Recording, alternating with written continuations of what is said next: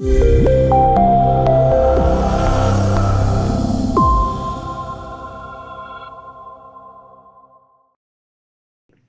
and welcome everybody to Maternal and Infant Health Canada's educational webinar series. So with all of our public webinars, I have to add the following disclaimer that you will now see on this screen. So this webinar is only for educational purposes and should not be taken as medical advice. I just need to say that about all of our public webinars. So a little bit first about MIHCAN. So Maternal and Infant Health Canada, also known as MIHCAN, is comprised of doctors, researchers, and traditional medicine practitioners from Canada, India, and around the world. Together, we aim to work closely with local healthcare workers, traditional medicine providers, government, and community members to improve maternal and infant well-being and reduce maternal and infant mortality in both India and globally. MIHCAN recognizes that the only way to make a true lasting impact is to look at all of the determinants of maternal and infant health. So this webinar today is on MIHCAN's first pillar of health and education as we discuss redefining perimenopause for women. Our speaker is Dr. Geraldine Pryor. She is a professor of endocrinology at the University of British Columbia in Vancouver, BC. She studies menstrual cycles and the effects of the cycles changing estrogen and progesterone levels on women's health. She is the founder and scientific director of the Center for Menstrual Cycle and Ovulation Research. She is also the director of the BC Center of the Canadian Multicentral Osteoporosis Study that studies bone health and incident fracture in population-based women and men. Dr. Pryor is known for innovative research showing that perimenopause is a time of higher and erratic estrogen levels and lower progesterone levels and paradoxical bone loss. Her research has also shown that ovulatory cycles are necessary to prevent bone loss because progesterone increases bone formation. Also, she has studies that combined hormonal birth control use is associated with decreased adolescent women's peak bone mass accrual. Okay, so without further ado, we can get to the lecture. Welcome, Dr. Pryor. Thank you very much, Husky. Happy to be here and to talk about something that's very important. Perimenopause is a long, irregular, poorly understood phase of every woman's life. And what we're talking about today is defining perimenopause for women. Basically, we're saying that the current definitions are not adequate to meet women's needs. First of all, I have no conflicts of interest. So when we say the word perimenopause or menopause, the automatic thing that comes to our mind is old age or aging or getting old. And sort of symbolically this very tortuous branch of a very special kind of oak that grows only along the BC coast here. But it isn't about being old, but it is about a new beginning. Because perimenopause is really the beginning of women's non-reproductive phase of our lives. So it is something that needs to be understood. It is something that needs to be lived through, and that may be miserable. In fact, I began all the studies that I've done about perimenopause because what I was taught as a physician about what perimenopause is or menopause is was simply not, it didn't fit with my own experience. So then I set out to figure out what was going on. So today we're going to talk about what we currently believe or think about perimenopause. We'll talk about the hormonal and experiential changes of this phase of life called perimenopause, and about a peculiar portion of it that's currently overlooked entirely. As women would say, when everything else is changed except my periods. And then finally, what can we do to survive and thrive in perimenopause? So the official word about perimenopause comes from the Stages of Reproductive Aging Workshop, or STRA for short. I was part of the original straw discussions in 2001. I wasn't, however, invited back for the discussions in 2010 or 2011, whenever, or 11 or 12, whenever it was. But basically, this conference of people, some of whom were international, but many were from the United States, defined the different phases of women's midlife. The definition basically includes two phases of the menopausal transition, early and late, and the final menstrual period. And then perimenopause, you'll see, extends a year beyond that final menstrual period.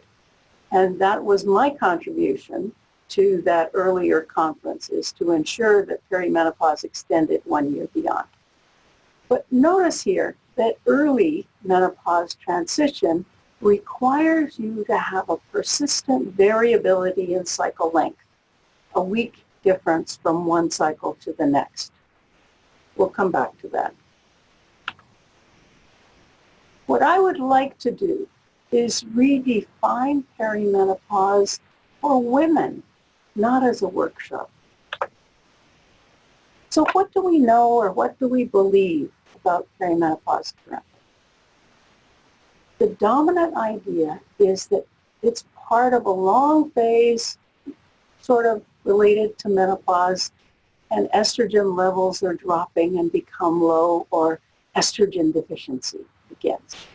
That's the sort of overview that most of us are taught, and that's still in the language today. But I'd like to bring you back to what women may experience. So let's talk about a 41-year-old woman. She's married, she has 2 teenage kids, and she works full-time as an office manager. Her whole life has been turned upside down in the last several months.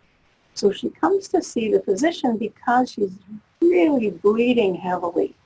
She floods. She has to change pads, tampons every hour, and still she soils her clothing.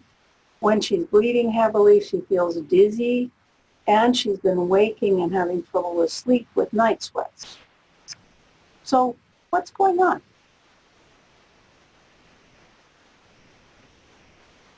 Okay, before we get to that, and you probably thought, oh, night sweats, that probably means menopause.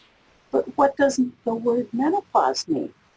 Now I'm talking English language, and I'm not sure about its meaning in different languages, but puzzlingly, it has 3 different meanings, separate meanings in the English language. It means, for the average person, everything changing in midlife for older women. It's used this way in media stuff, online information stuff. It also means the literal final menstrual period in usual gynecologic terms. But the actual scientific meaning is a normal phase of women's lives that begins 1 year after the final menstrual period. That's the science-based definition. So I think you can see it can be very confusing. So here's a collection of some of the different language used about midlife. Menopausal transition is part of the straw terminology. An older one is the change of life. And a physician from the 18th century, actually a British physician living in France, wrote about the decline of life. Even though that wasn't accurate at all, he described very well, in using the language around at the time, of humors and exuberant flows and discharges, and it's quite an interesting book.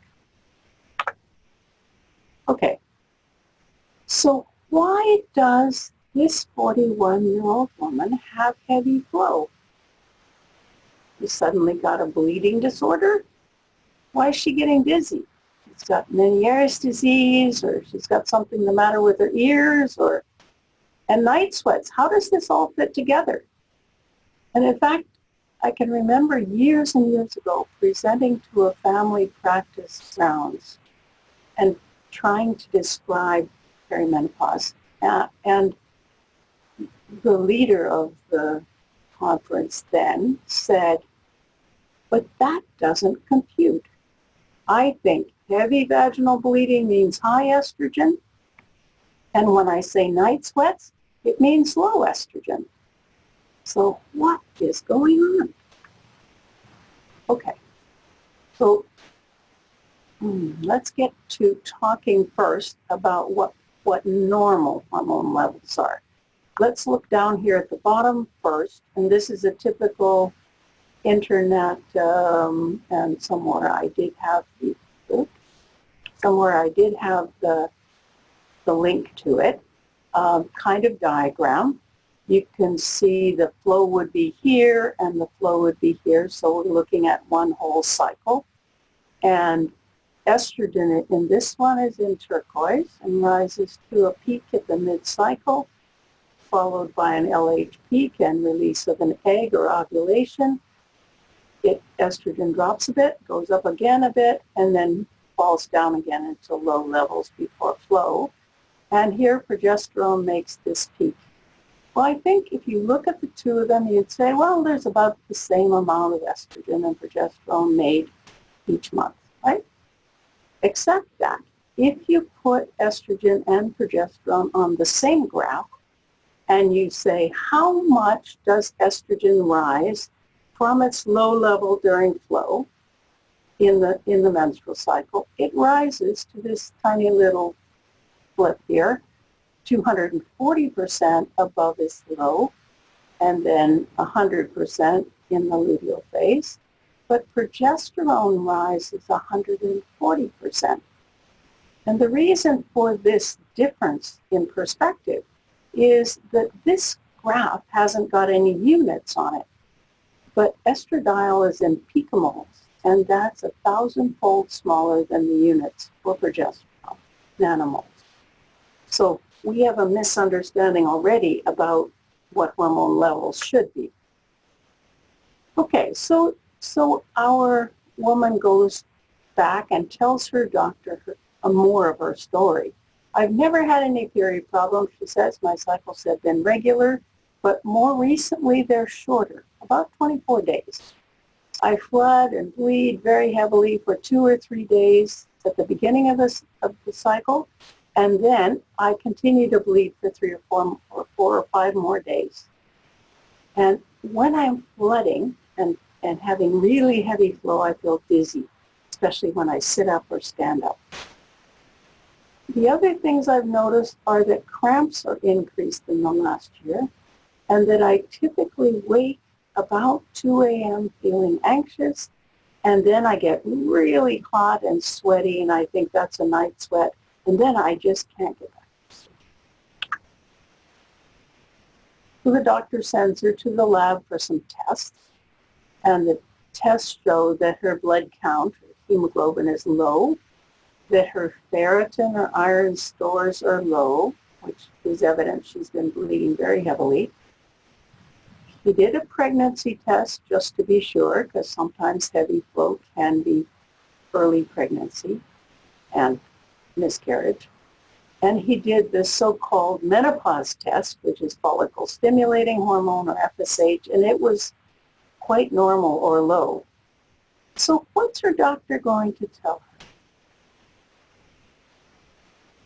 She's going to say, oh, you're not in menopause. Her FSH is normal. You have anemia, and it's because you've been losing too much blood. You're not pregnant. Okay, so, and you're not in perimenopause because your cycles are regular. So what does she do then? And what does the doctor do then? You can understand, I think, how puzzling it is. Okay, the next thing we need to talk about is what are the experience and hormonal changes of perimenopause? Well, the good news is that only about 20%, and this is a rough guess based on my experience, seeing lots and lots of women, only about 20% have a really tough time in perimenopause.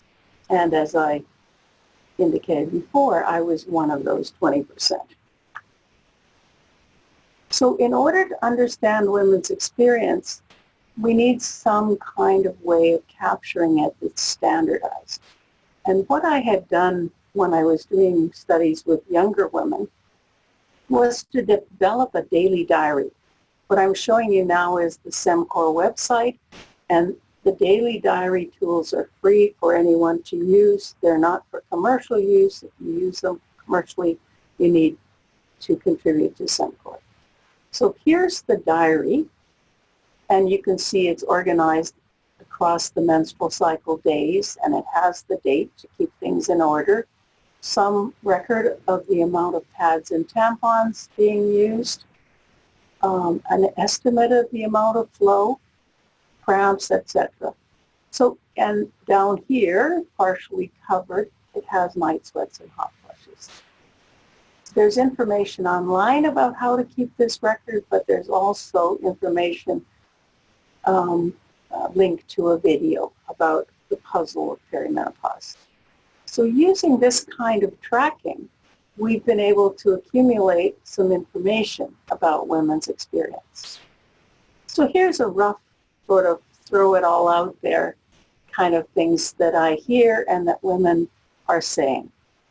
I feel sad, I get night sweats, I can't sleep, I have trouble coping, I get pissed off out of the blue and for no good reason.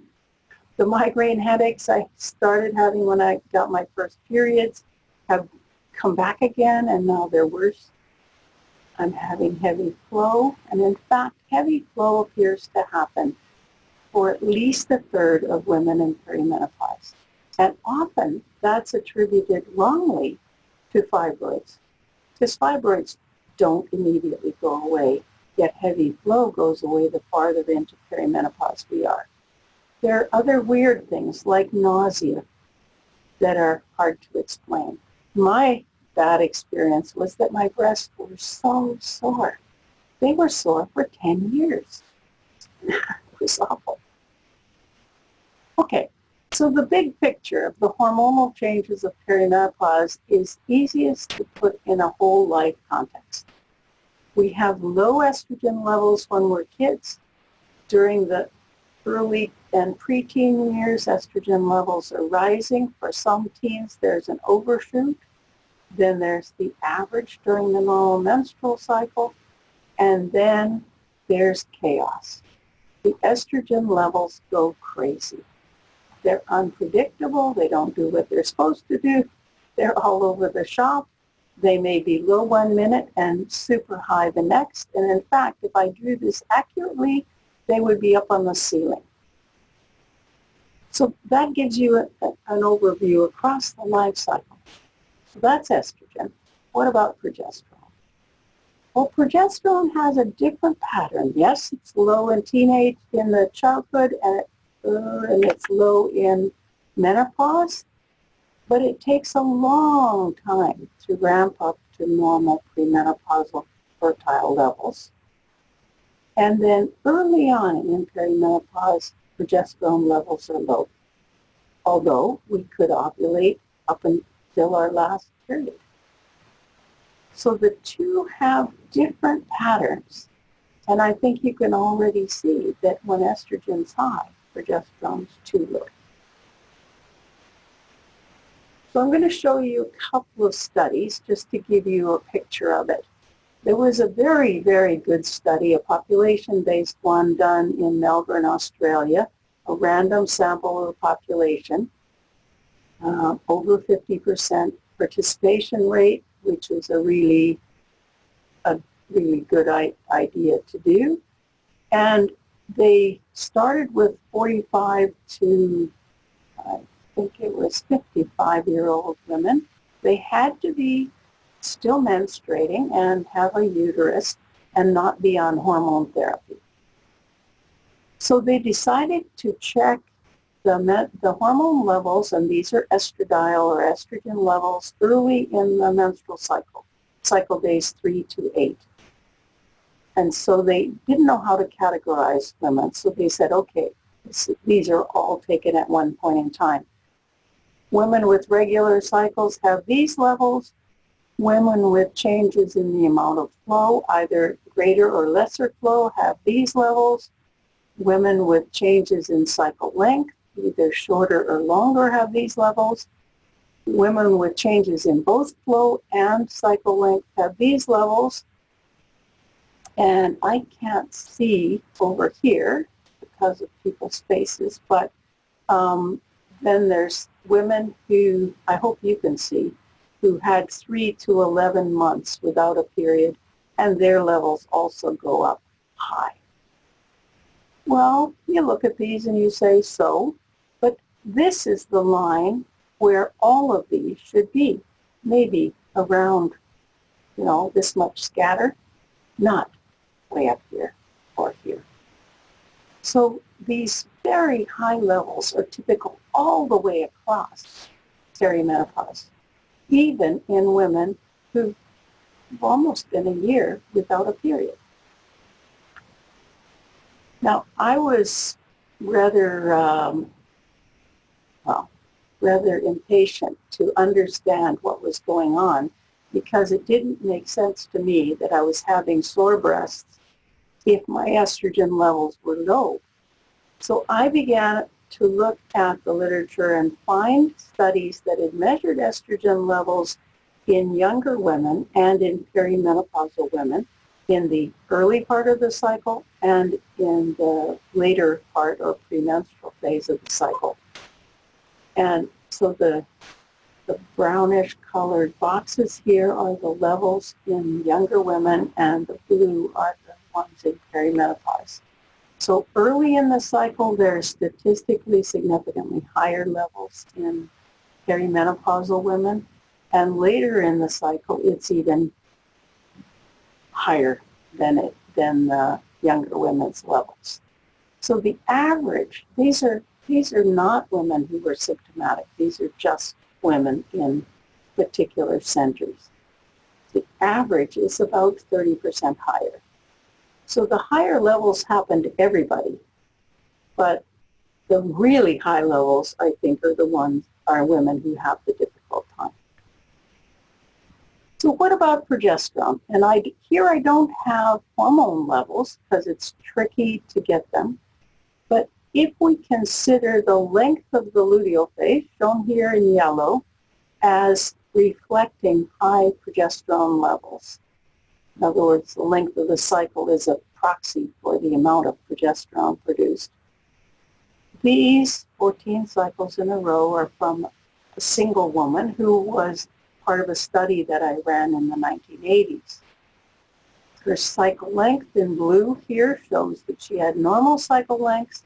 The yellow shows that she had 10 days or higher of luteal phase length, which is normal, except for cycle 13, where she had a short luteal phase. It turned out that she contacted me because of heavy flow 10 years later. And I chatted with her, and it turned out she'd been keeping her diaries, and she still had records. So we computed her luteal phase length over the same season and same 14 days, 14 cycles as we had 10 years before. So she's still got regular cycles. I think you can see that they're statistically shorter. And she's still ovulating. Most of these have yellow boxes. There's 13, cycle 13 and cycle 2, she didn't ovulate. But none of these are now normally ovulatory. So progesterone levels are going down. If we put the two sort of life cycle together, you can see that higher estrogen and lower progesterone are characteristic of perimenopause.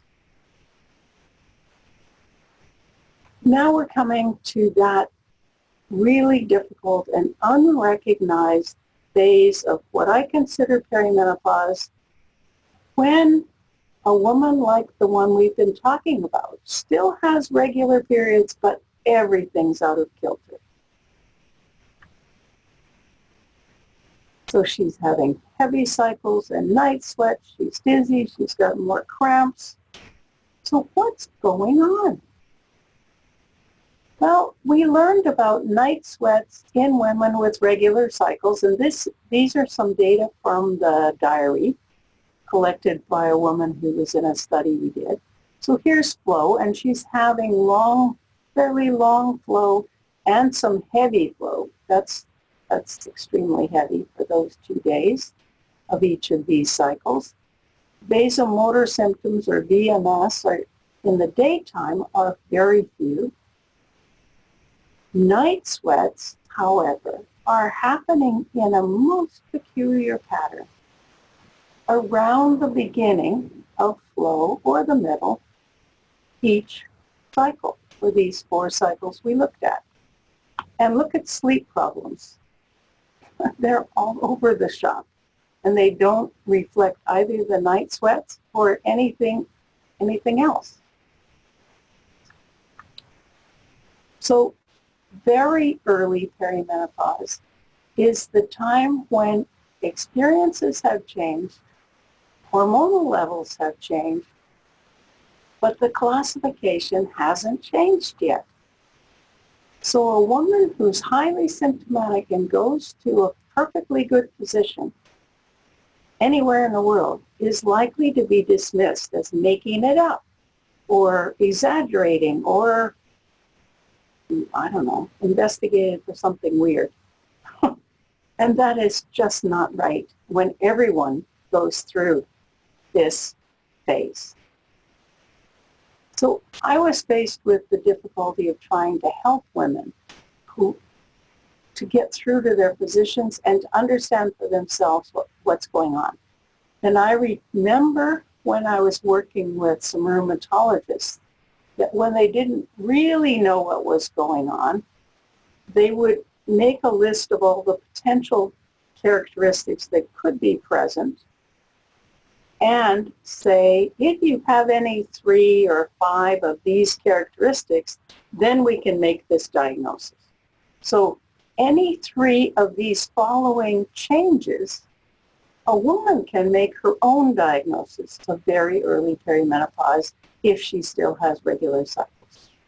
So new onset of heavy flow, shorter menstrual cycles, sore, swollen, lumpy breasts that are new mid-sleep wakening, and you can waken at night in perimenopause and often do without having a night sweat, increased cramps, new night sweats, in particular ones that occur around flow, new or increased migraines, premenstrual mood swings, and weight gain that you can't account for, not being honest, by changes in weight, in exercise or in what you're eating.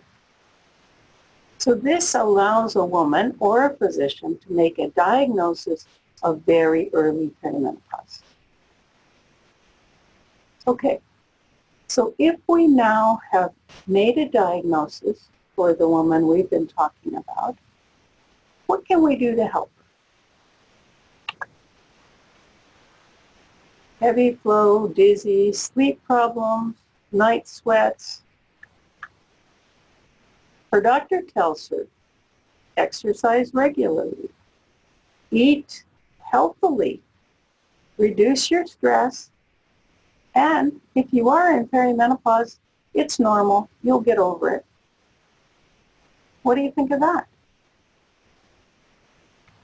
Usually, when I'm talking to a live audience, people are groaning, totally groaning. And I can't see it, but there's a frowny face there because that is not helpful for her. She's struggling. She's going to have to quit work pretty soon if she doesn't get some help. Okay, so one of the things that women always need is an explanation.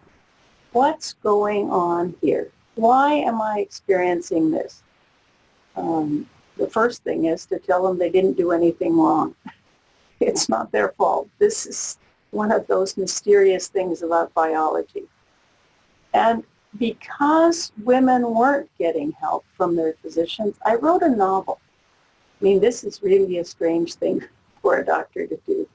But it literally is made up woman, doctor, and made up 8 different perimenopausal women who have different experiences, different things that are their main problems.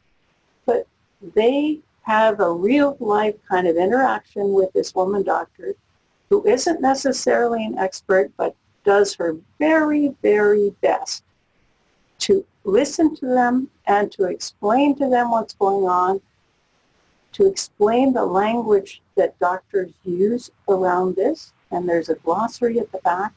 So this is a book whose purpose is to help women understand, and it is also helpful for family doctors.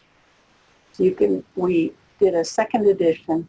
It was originally published in 2005. We reprinted it in 2007, and the second edition was printed or was published last year, 2018, and is available on Amazon or Google Play. And all of the royalties from this go to support SEMCORP.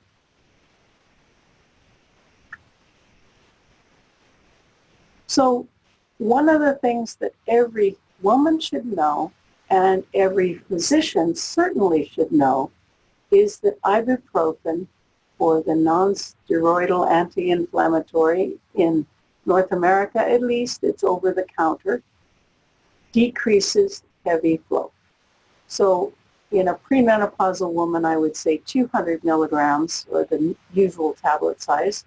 But in a perimenopausal woman, I'd probably say 400 milligrams with each of 3 meals, or with foods 3 times a day on every heavy flow day, decreases flow by 20 to 50%, according to a Cochrane meta-analysis.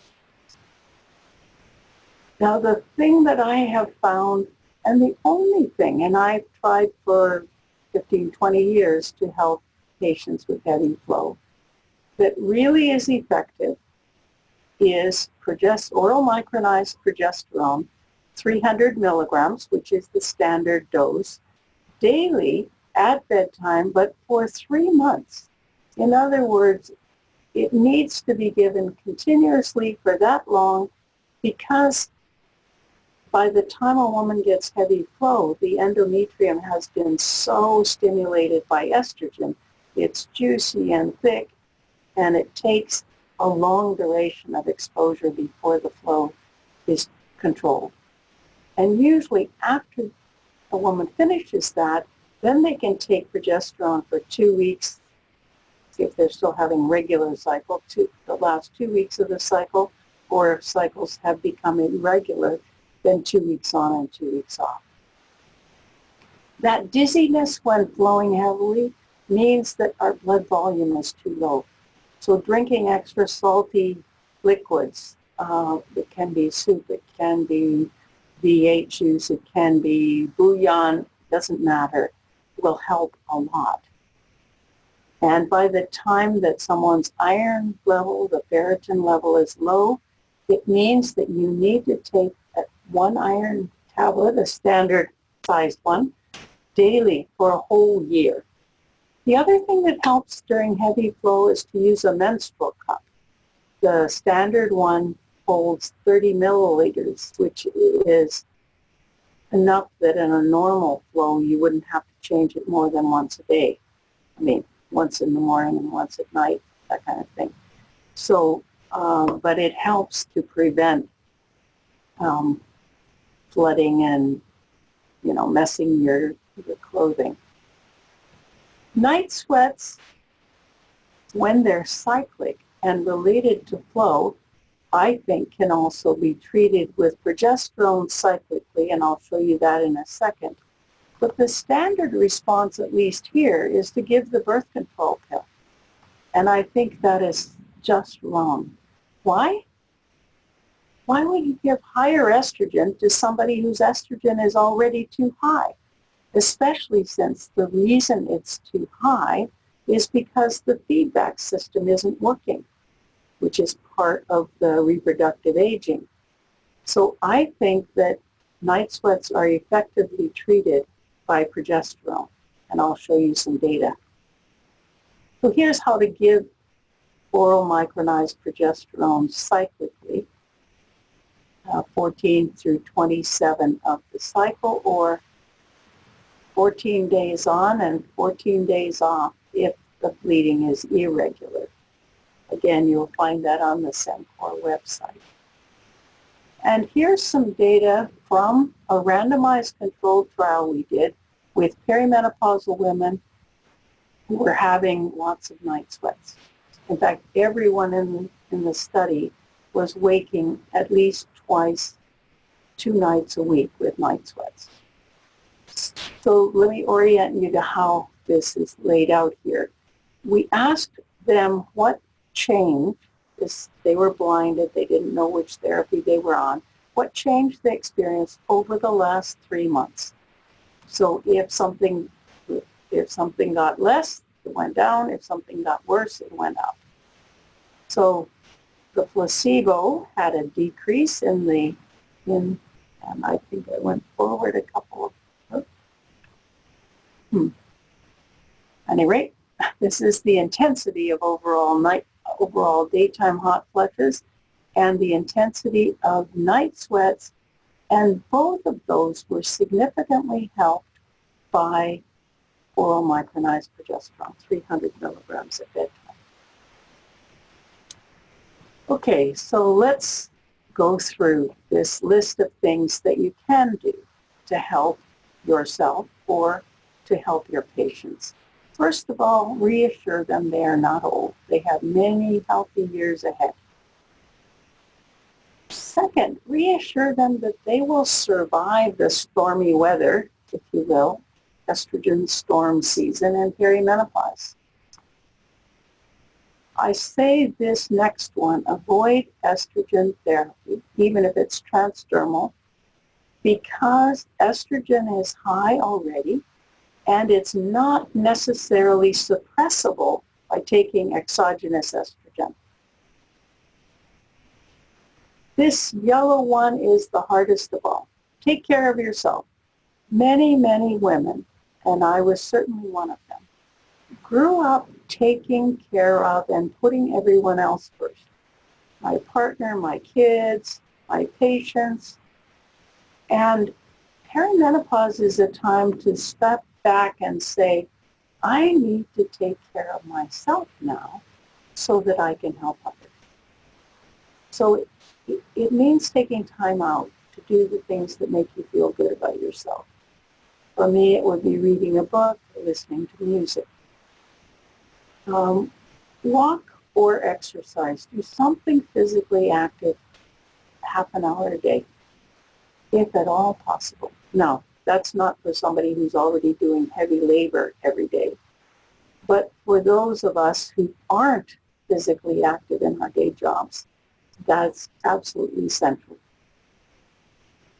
This is also the time of life, if we haven't learned it already, to learn the relaxation response or some kind of meditation or yoga breathing or mindfulness, something that allows us to control our reaction, our emotional and whole body reaction to the stresses of life.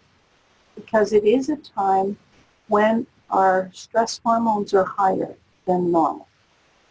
If you have a risk for osteoporosis, it's useful to look at the information about preventing bone loss in perimenopause. And if you're highly symptomatic and you've tried and are doing all those things and are still miserable, either cyclic or daily progesterone will help.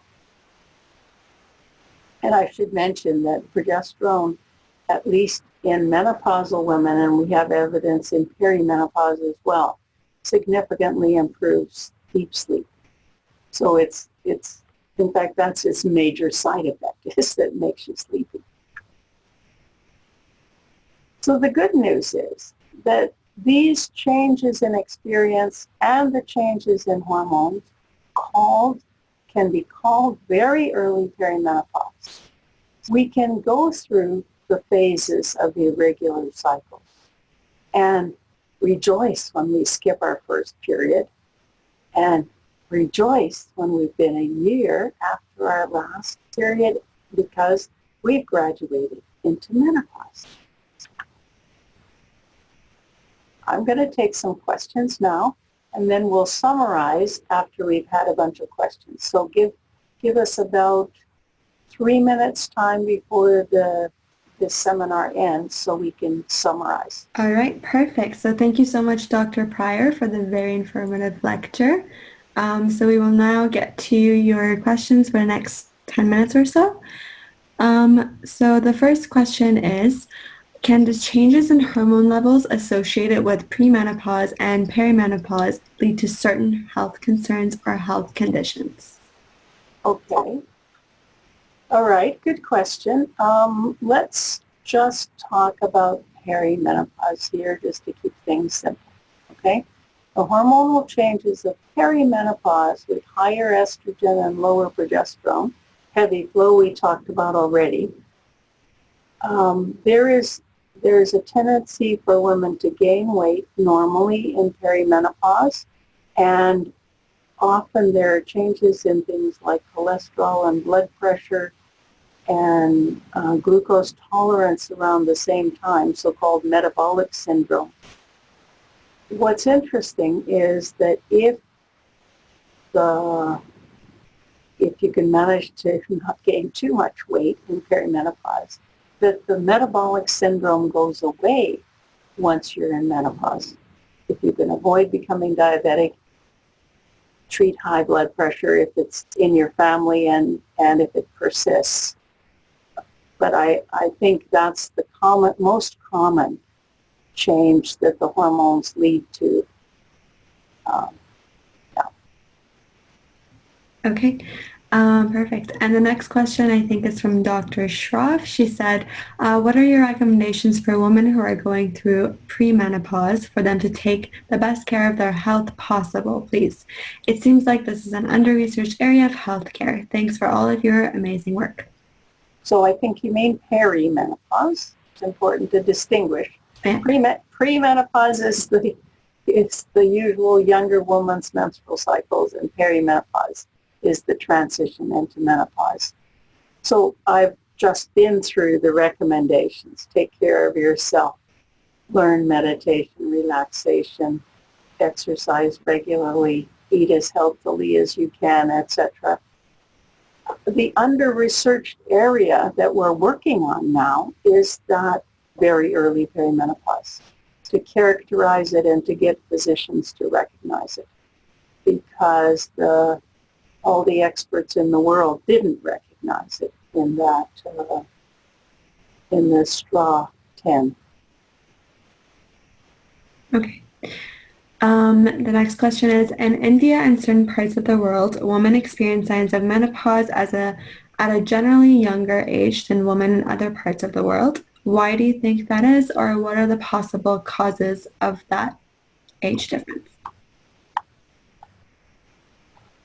I'm not sure, actually. Basically, the nutrition when a person is in utero and their mom has to do, the eggs that we have for the rest of our lives are with us when we're born, and we lose them at a standardized rate over time. Actually, this gives me a chance to say what's an interesting thought, which is that I think perimenopause is about getting rid of eggs that could be stimulated to cause menstrual flow, so that we don't end up having periods when we're 90 and in a nursing home. Mm. But the connection between the age at first period is likely later as well in the women in India and other parts of the world. But I can't and there is no direct comparison that we know between the age at first period and the age at menopause. So I guess it has to do with the environment, nutrition, intrauterine nutrition before you're born, but I don't exactly know. I see. And now we have a question from Kristen, I believe. So she says, would it be also beneficial to help them treat the excess estrogen? Theoretically, it would, but I don't think anything short of what's called menopause pill or something like gonadotropin releasing hormone agonist or antagonist is going to be able to suppress estrogen. It is out of its normal control. So for example, when I was a younger woman, if I started having more PMS or symptoms in the premenstrual phase, all I had to do was exercise a little bit more and I would be better. In other words, I could suppress higher estrogen levels by exercising a bit more conscientiously. But I tried really hard in perimenopause and I just couldn't. I couldn't exercise enough to bring my estrogen levels down because they're out of control on purpose to let us get rid of all those eggs that make, or the follicles that make estrogen. Did that answer your question? Feel free to send a follow-up question if it's unclear. Right, so the next question is, what are the risks of exogenous progesterone? It's a very, very good question. The biggest risk in North America, at least, is on your pocketbook. It's quite expensive.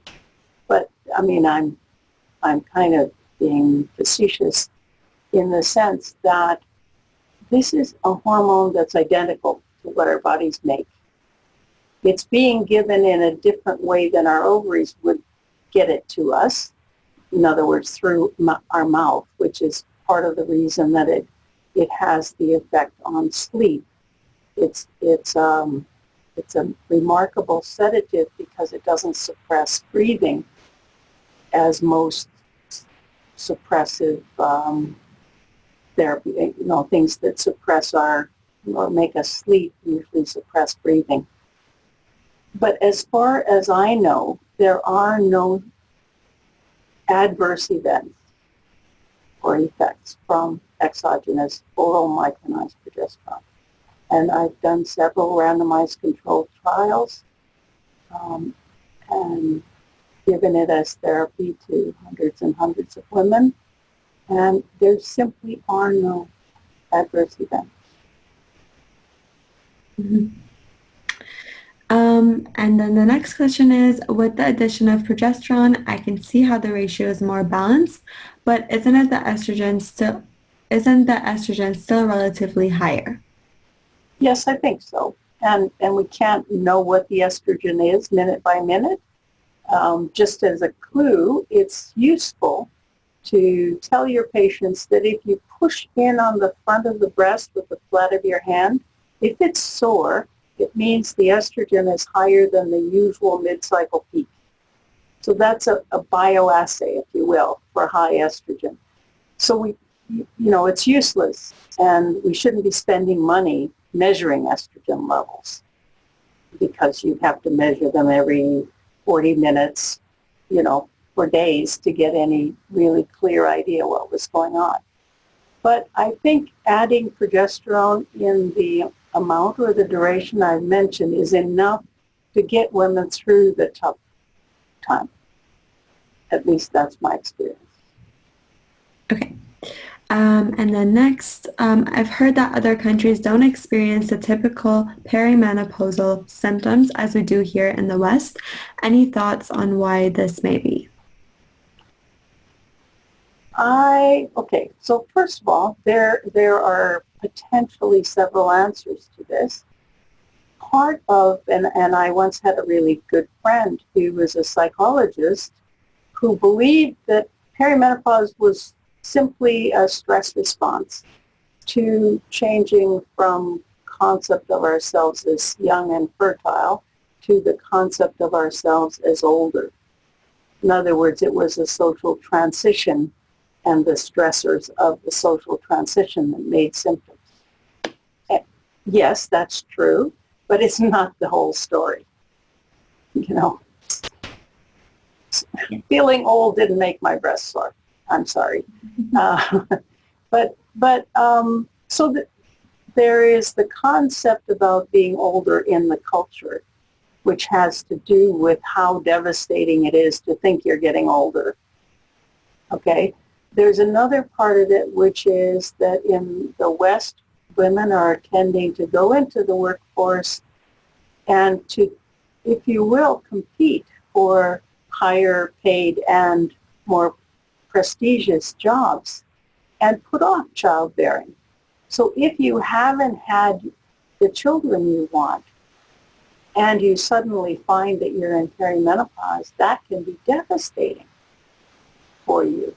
So that's another difference probably between other countries and more Western countries.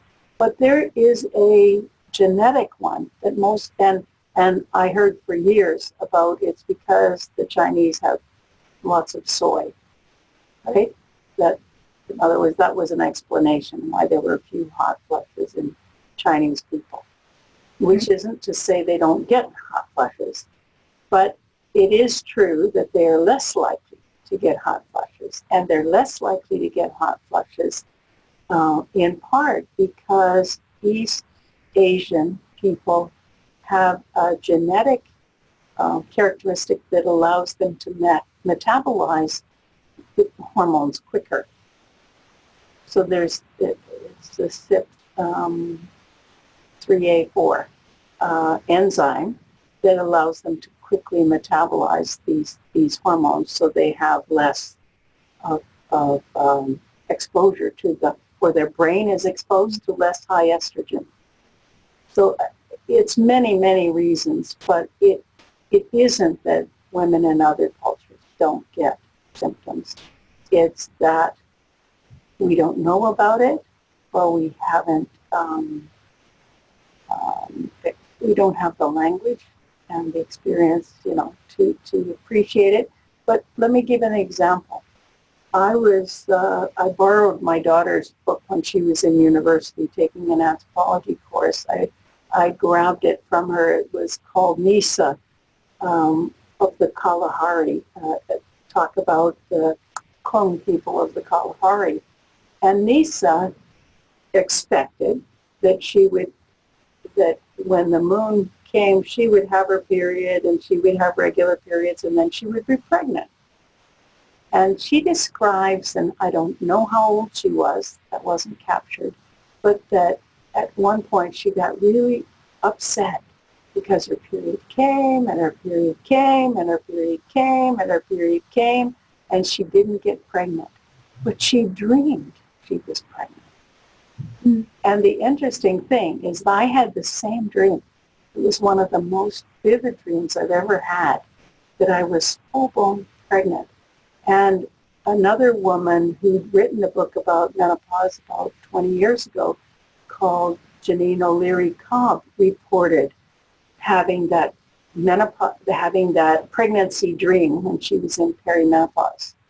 So there are common experiences across women everywhere. Wow, that's really interesting. And then I think we have time for one more question. So other than exercise, are there any other natural ways to excrete excess estrogen metabolites? I've heard cruciferous vegetables and improving liver function. Okay, yeah, sure. Have broccoli and kale and all kinds of stuff like that. Diet helps. One of the ways to excrete estrogen is to smoke, and I wouldn't recommend it, especially not in perimenopause. I don't think there are any natural ways to overcome that, overcome the high burden of estrogen, especially the symptomatic women have. Okay. So are there any other questions, last minute questions? All right, so if there are more questions, feel free to visit the MIHCAN website at maa.med.ubc.ca. The concept is that perimenopause and menopause are really sort of all part of one big thing that happens in midlife women, and that they're all about dropping estrogen. Well, they're not. Perimenopause and menopause are as different as chalk and cheese, if you want to use a British saying. Perimenopause and menopause share hot flushes and night sweats, but otherwise they are quite different. Night sweats, heavy flows, sleep problems, and mood changes typically begin in women with regular cycles, but already their estrogen levels are too high and swinging wildly, and their progesterone levels are too low.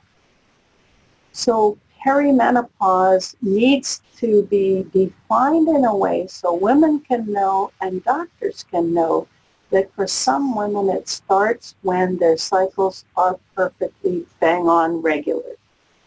And we need to be able to diagnose very early perimenopause for those women.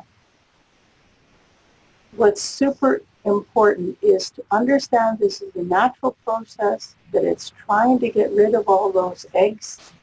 There's a purpose in this misery, that it eventually ends, that there are things you can do to feel better, and if you need help with things like heavy flow or night sweats or sleep problems, that progesterone is both safe and effective.